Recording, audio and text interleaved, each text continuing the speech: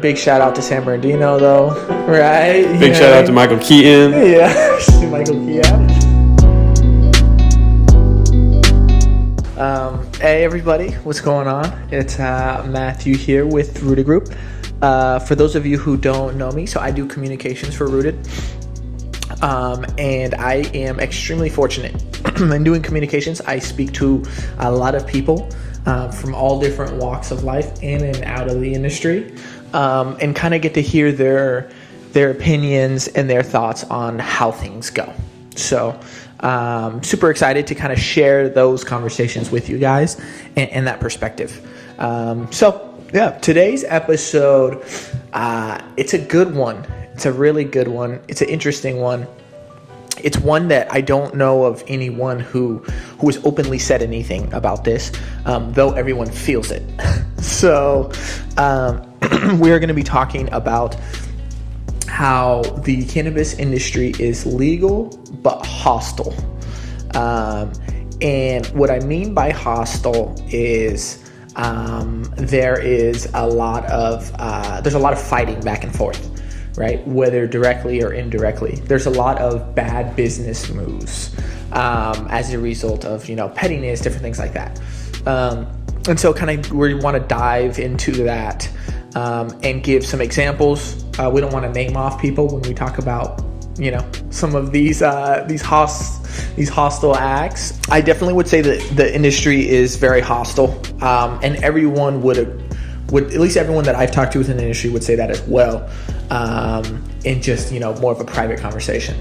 But it's kind of unique, right? Because there's different sections of the industry, right? There's, the retailers, there's distributors, there's lab tests, there's all these different kind of licenses, if you will. But let's just say, for the sake of this podcast and this episode, we're going to talk about mainly two. And that's the cultivators and the retailers. It's very, very interesting because I always hear different things about cultivators, right? That they are actually very welcoming, right? It's actually kind of really cool because there's a lot of helping each other out, sharing different techniques and all these things. I hear about it all the time. It's really incredible and it's beautiful to hear. It's what, for example, the industry needs in order to keep progressing. And so I think the cultivators are doing an excellent job, and we need to give them the praise that they deserve for being open and working together to create the best products for us.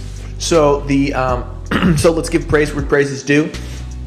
Cultivators do an excellent job at sharing their techniques, sharing their little secrets, if you will, to make sure that we always get the best possible flower. So, and even with that, you think about just the progression of the plant in of itself, right? To where you look at stuff, I could think back when I was younger, just, you know what I mean? The quality of flower that you'd get compared to now is night and day. Right, and you see it with potency and stuff like that, though that's, I guess, another discussion in terms of how real that is. But it's kind of crazy just to see just the overall, the aroma, the look, the aesthetics, the taste, all these different things. It's pretty amazing. So good job to the cultivators. You guys keep doing what you're doing and keep leading by example for sure. So that's great. But we also, with the good, we always got to mention the bad, right? Because that's why we're here. We're here to talk about kind of the tough things, and so and hopefully trying to get us together to do better. So retailers on the other side, right? There's no helping. There's no friends. It's pretty incredible, actually, just to see kind of the hostility towards retailers. It's a very, with retailers, to be honest, I feel like it's a very uneducated way of handling business, and going about it with the brands, the retailers, stuff like that. So there's a company, this just happened recently, it's kind of funny. This company, this brand actually, had a distributor for a really long time. And don't get me wrong, there's been issues and stuff with the distributor and all that. We all, I'm sure, have experience with it because it's a really big brand. And then they decided overnight, well, of course, internally it wasn't overnight, but we all heard overnight that they have now moved distributors. And so there was a letter released, and there was a letter by each one of the parties, the distributor that got now the business and the distributor that lost it. And you could kind of read between the lines, if you will, on just kind of how that situation was handled, right? Of course, we don't know the inner workings and what all kind of has conspired in order for that to happen. Nonetheless, doing something like that just furders kind of the hostility within the industry, right? Furthers the fact that we're competing with one another, right? Rather than we're competing against the black market, right? It's something that I'm always going to keep bringing up on this podcast, that we don't compete with one another, licensees, we compete with black market. And then once for example, the legal market's ahead and is now, the main market, if you will, then we can then start compete with each other and get the best possible service, product, you name it, for the consumer. But yeah, first we got to band together. And so, but you see this all throughout as well, right? And why this is, I think it's because of how the industry is made up, more than anything. So the industry is made up of really just two different kinds of people, right? At least from, once again, it's just strictly my experience talking to, different people that I talk to. But the industry is made up of people who sold cannabis before, right? And kind of bring kind of that illegalness with them, right? And so then you also have the business people, right? The people that don't know anything about the industry or the culture or, the people within it. And they're doing it strictly for the dollar, right? And a dollar that doesn't exist, they learn once they get in it. So it's kind of funny, though. I think because it's made up of those two different, very different types of people, it then creates kind of that hostility, right? I think naturally people that conduct business in an illegal market, right, they are naturally more hostile towards each other, right? When you look just at, you could think of anything that is kind of done illegally, whether or not it should be illegal or not, it's kind of irrelevant when it comes to this topic.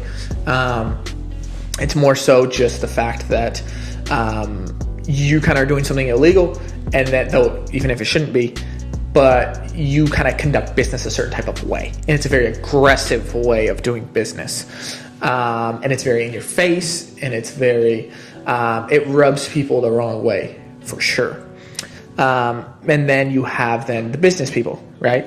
That they don't even understand the first thing about the culture, right? And you kind of seen that, right, in some of these brands, right, and these retailers that are pretty big. They'll go and they'll hire, for example, like tobacco executives, right? Anyone that's been in cannabis knows that's not.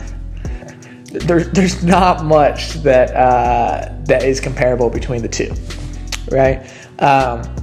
Hiring a tobacco executive, I don't see how it would help your cannabis business, mainly because of then just such a strong culture that cannabis has. But with that, right, they do things that are, for example, right, and stuff we've discussed in previous episodes, you're slashing prices, right? It's called a race to the bottom. Right? So you're going as low as you possibly can, and the business people will eventually always win. But I would probably say, I don't know, maybe 40%. And I'm sure they're approached with hostility as far as like them not coming from a cannabis background, yeah? For sure, yeah. It's very obvious too when you just kind of look, for example, if it's a brand, right? You can kind of just see how the brand, even just in terms of their advertising, you could kind of tell, right? It's kind of funny, right? If you've been in the industry for a while, you could see these things. Yeah. So I think that's why. I think it's because it's two completely different people, right? They're going at each other. There's one retailer I could think of in particular that's lost literally millions of dollars every single month. And they did so in an act they told their investors through to get market share, right? But like, market share of what? Like, once again, you're not fighting other legal people, you're fighting the black market, right? So it doesn't really make sense, right? But knowing that, then how does anyone then compete with someone who loses millions of dollars? There's no way, right? I guess the answer is then you get investors, right? I guess that's kind of the only answer. But it's also not realistic. It's not realistic, and that's not what the culture consists of, right? The culture consists of, if you look at, back in the day, you go and you figured it out, right? And you don't want to have to disclose a bunch of information, and you don't want to have to do this. Though I think some of these people that are now in the industry hurt the industry as a result of being like that. There's a lot of benefit to it, for sure. And I think at the end of the day, you got to keep the culture, because that's ultimately what's so beautiful about the industry. It's the culture. So it's the fact that we say it doesn't really matter what you say. For example, the government, we're going to do what we feel is right, and we won't do what we feel is wrong. So it's kind of cool that power that a lot of operators have kind of taken and put on themselves. So, but I think with that, knowing the two different kinds, right? It's hard. I think it's a heavy regulated industry, right? And so if you don't have any kind of business background, right? And like just understanding the structure and the systems of a business, right? You cannot make it. It's impossible. You're a bad company. There's no other way to put it. If you don't have systems within your company, you're a bad company and you shouldn't be operating, right? And in time, you won't be, right? Even if you have a good product or something like that. And we're seeing that every single day. You see companies that you would think would be there a long time, they're closing up shop. Yeah, so the people that don't have any kind of business background or don't even want to, right? And I promise there's a lot of them. They don't understand the importance of systems, and especially within an organization. And with that, they're not able to make it, right? They're a bad company. They're kind of, in the previous episode, I gave an example on how I think you see it in distribution more than anything else, right? It's the fact that they you don't even know when the product's coming. So as a retailer, you place an order, right? You don't even know when it's showing up, right? You like that, to me, is insanity. You know what I mean? How are you supposed to make any projections? Yeah, there's no way. Your cash flow is shot. You don't know. You can't plan for anything, right? And then let's say the product shows up, and let's say there's metric issues, right? There's metric issues because they don't have a system in place. They don't have SOPs. They don't have these things. People are just shooting from the hip. I no joke, have been in I've been in a facility, right? This facility, several $1 million. Super duper nice. It's a grow and distribution and manufacturing, right? It's a micro license, and it's super nice. Like, I mean, this is state of the art stuff, right? And so we're walking through, doing like a quick little tour. It's a great spot, great people. But they don't understand really the business side of it and the system side of it. They're writing stuff down on like a notepad, right? With UID numbers and all these different things. And I'm thinking, like, how in the world are you keeping track of that? There's no way. And in fact, what do you mean? You just look at the notepad? Yeah, I guess so. Yeah, you just look at the notepad, you're good to go. But like, what happens if you put a 6 instead of a 5? Well, you get what I mean? Like, there's so many different little things that, like, this doesn't make sense. I remember even saying a comment like, "Hey, I don't like. How do you keep track of this?" Like, yeah, it's hard. Yeah, I'd imagine. So it's just kind of funny. But yeah, so I think that those people who understand the culture, a lot of times they just don't understand the business side, right? And I think the industry needs more people who understand the culture and understand the business side, right? Because then you'll understand, once again, that you're not competing with each other, right? And once again, you're here to help each other, right, in what you're doing. And so instead, you continue to kind of race to the bottom and the consumer always wins, right? So the only one who's benefiting is the person buying the product for cheaper, right? And so someone who sold it at a loss, for example, or with razor thin margins that they're already razor thin, you're not able to sustain that unless you're selling it at such high quantities, right? You need your economies of scale need to be so high it's near impossible to sustain. I think that's also a lack in the professionalism of accounting and bookkeeping. Like all that stuff is brand new to people. You know what I mean? Like, what do they have to worry about before? Really? Like, yeah, you're talking about like, for example, like a black market operator compared to illegal. Yeah. Like they're you know, small time black market. Like they deal with cash in hand and like, you know, you got the notepad system. Honestly, you like write down the stuff and you know what I mean. Like there's no payroll and taxes you account for, rent and all that stuff. But yeah, like coming to someone who now needs that doesn't understand it. Yeah, it's brand new. Yep. And then there's the people who understand that side too well. They don't understand the culture. Yep.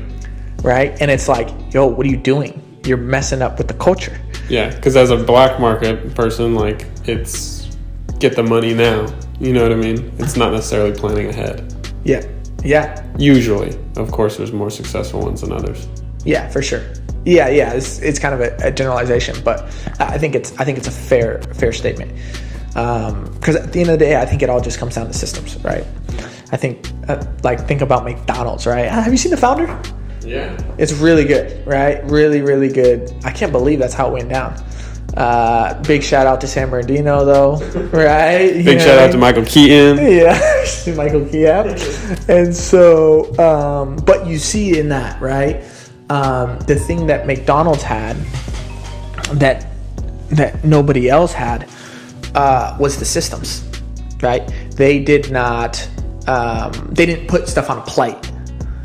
Right? They put it inside, they put it in paper and handed it to you, right? That was unheard of at the time. Yet it's so much more efficient. You get what I'm saying? And then now that gets adopted the whole way through, right? Where a lot of these operators don't have any systems in place, right? So the inefficiency costs you so much money, right? And it's kind of remarkable. It's not something that you even pay attention to as like a first time legal business owner. Sorry, man, my phone keeps getting blown up. I'm taking screenshots of calls. Remind you for later. Yeah, exactly. This person called instead of looking at the missed calls. Basically, if you don't have systems in place either, you're operating at a loss guaranteed. I don't care who you are. There's no way you have positive net. So, yeah, there's just absolutely no way to do it. Right. And you see, for example, we're heavy on the delivery side, right? And I believe it's slightly over 40% of delivery services, right, that fail within the first year. Right. When you think about how hard it is to get licensed, right? Think about how hard it is to get licensed. And then you think about the fact that they went through all that, they're now operating, which once again, I also think people think now that you're selling cannabis, you're going to be rich all of a sudden, which is not true at all.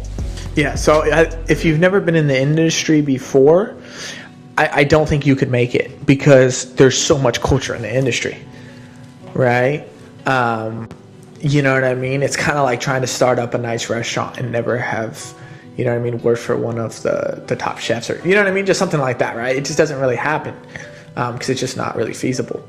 And then also, if you've really only had experience in the industry, I don't think you're going to make it either because you don't understand then systems because they've never then had systems in place before.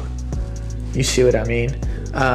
So if you don't understand both of those things, I don't think it's possible to make it. And we see it every single day, right?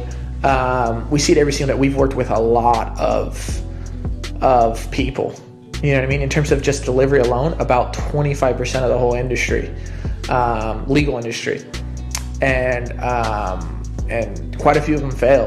And it's very noticeable very fast, and we try our best to support them. At the end of the day, if you don't understand some of those things, we can't really help you more than we can help you. But it's really sad to see. And I think because they lack some of those basic fundamentals of the industry and the culture and business and the systems. Right. So, but what we have seen, what we do want to do, right, and really not to get too like salesy here, but what we do want to do is we want to keep the culture within the culture, right? Keep the people that have been in it, right? So if we're now able to help teach and facilitate and orchestrate the back end and the systems for these people, right? At least just a basic understanding to where they could just at least use it at the beginning and then create their own systems for their own unique operation. For those who have been in the industry previously, that's really what we're trying to do. So it just makes a little bit more sense, right? To keep the culture the way it is and teach them those systems that they need, those business systems they need in order to be successful, right? As through a service. You know what I mean? Yep. And because really too, it's funny, a lot of the times when I'm talking to people, they're mentioning how so we just acquired 3 licenses recently, and the reason why, when I ask them, hey, why are you selling, right, it's the same answer every single time. Even people that have then reached out and saying, hey, will you buy this? And every time I ask them, it's literally the same answer. It's the management side, right, or the infrastructure side of the business. It's too hard. I can't do it, right? I can't do it while also running the day-to-day. There's no way. So, yeah, it's sad. It's sad, but you know. What? Just looping back to the hostility within the industry, like, why do you think that?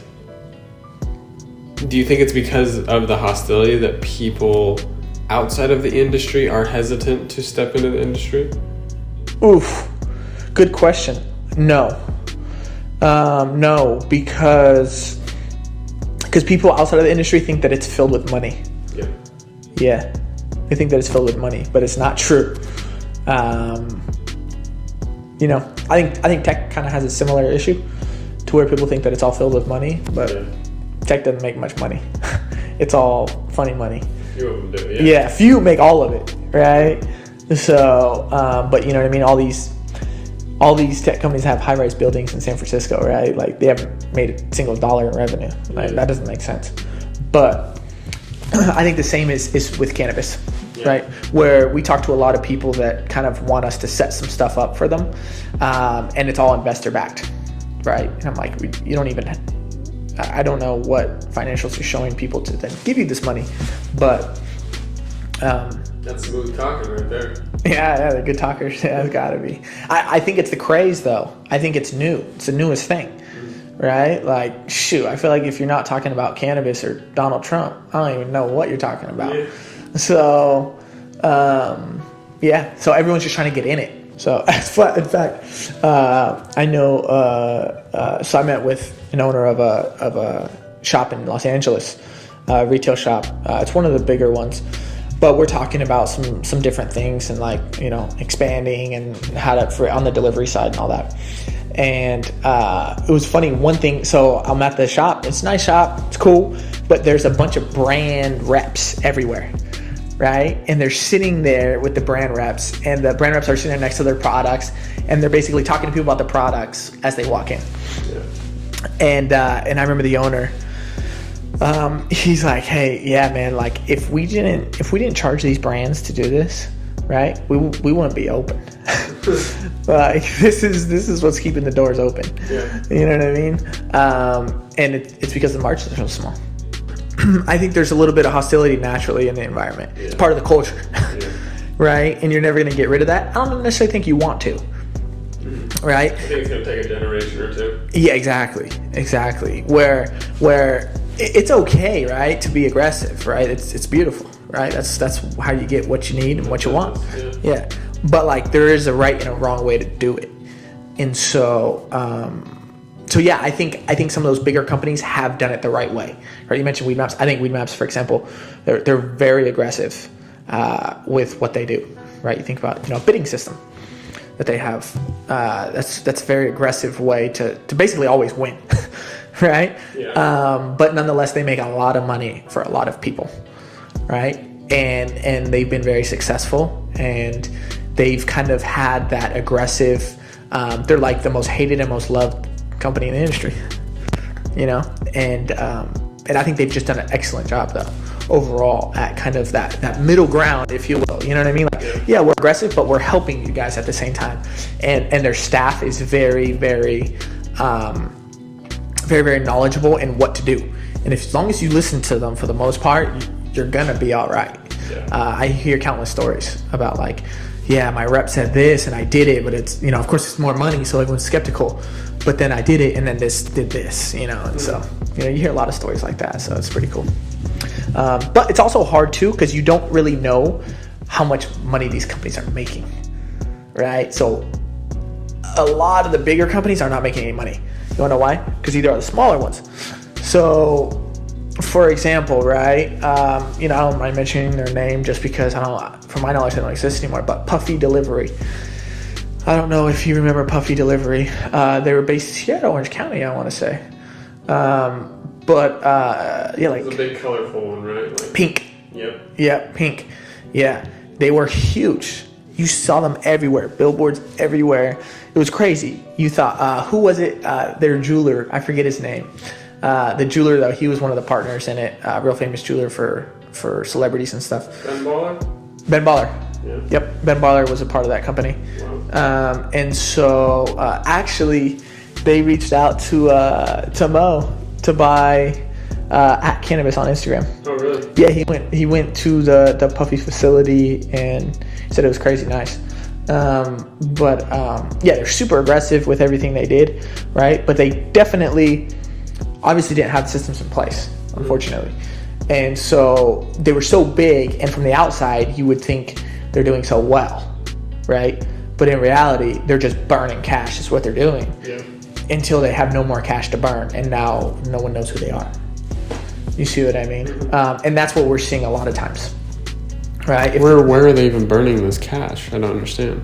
I think part of it is not having good systems, right? I think at the end of the day, everything comes down to systems. That's my personal opinion. And they try too much to be cool. Yeah. You get what I'm saying? When you're wrapping cars, so think about just the law. Or you cannot display on a vehicle, I'm not sure the exact text, I'm paraphrasing here, but you cannot show that delivery vehicle is delivering cannabis, right? Puffy, I remember, had several cars that were wrapped in Puffy Delivery, right? Yeah. So like that's just a small example, right? I don't know what all went on, and who knows, right? Maybe everything worked out for them at the end. I don't know. I hope so, but just knowing that you just bought this car, you just wrapped this car, and you can't do anything with it, right? Doesn't make much sense to me. Yeah. Like you can't, like it's cool if you could actually deliver with it, right? Then it's like, you know what I mean? Have you seen Domino's? How they have like that Domino's car? But like, of course the image is important, right? But if you don't have those systems in place, who cares what your image is anyways? Because it's not gonna last. So, yeah, it's just kind of funny. But I also think like when you start throwing up billboards, it's nuts. So, yeah. But I think the industry is very hostile, only in certain areas though. To kind of recap, the cultivation side of the industry, I think does a great job helping each other, lifting each other up, and we need to use them as an example. However, on the retail side and the brand side, I think it's very bad, right? It's extremely hostile. It's very in your face, but without having the right things. And I think part of that is because there's only two different kinds of people. There's the people that are from the industry before and have never really been in any other industry, and then there are just business people, right? And so there's very few companies that have a mix of the two. And so because of that, they're combating with each other at all times, right? And they're slashing prices. They're focusing too much on X and not Y, and you know what I mean? Different things like that. So I think it's hostile. I don't think it's gonna fix itself anytime soon. I think it'll probably get worse before it gets better. But I think as long as, you know what I mean, we continue to kind of be here and support those in the industry, then, you know, people then continue to support other people, and then other people support other people, and maybe that could kind of reduce the hostility within the industry, and I think it'd be really nice, and just kind of work together rather than against each other. So alrighty then, guys, well, that's all I got for today's episode on hostility within the industry. Thank you guys for watching, appreciate you, and see you guys next time. Peace.